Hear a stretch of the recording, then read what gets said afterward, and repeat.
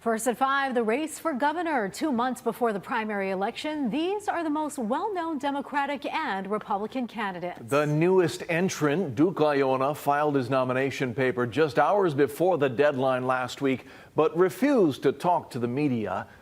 Well, tonight he's finally talking. Nearly 8 years after the former lieutenant governor lost his bid for governor, Iona says getting back into politics was a difficult decision. And he's joining a GOP primary race that could be highly contentious. Our Mahea Lenny Richardson joins us now with our top story. Mahea? Well, Stephen Kiahi, Iona says the other GOP candidates like MMA star BJ Penn and City Councilwoman Heidi Tsuneyoshi are inspirational, and he insists that his race had nothing to do with them. Now, political observers believe the vote could be split, but Iona says he's running because the basic issues have only gotten worse, especially with a lack of local and national civility and transparency.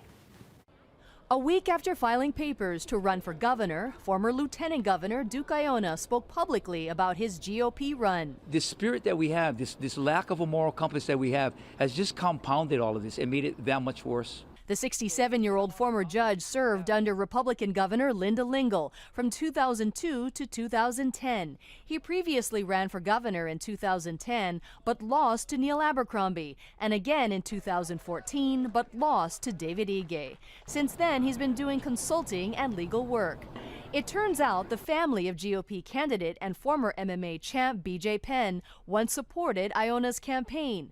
Penn supporters say Iona is a respected family friend. Does it make it awkward or difficult to run against him and others in the very small GOP? You're absolutely, you hit it right on the head. And so that made it difficult. Yes, absolutely. And so this is why it was a very tough decision. It's hard to tell in any race what the projections are, but I'm very confident in our campaign. Did you vote for President Trump? Did I vote? You know, that's really an irrelevant question at this point in time because he's not president. You should ask me if I voted for, President Biden. I mean, because he's the president in charge right now. Did you vote for President Biden? Did I vote for President? I think that's with me in the voting booth. In the last presidential election, unfortunately, I did not cast a vote.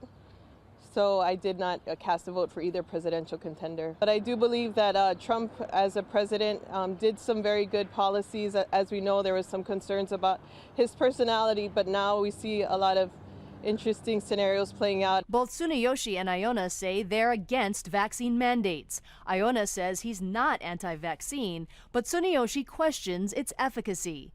Penn has refused nearly all of HNN's interview requests, saying, quote, "I believe I'm the strongest candidate running for governor, as I resonate with the people more than any of my opponents."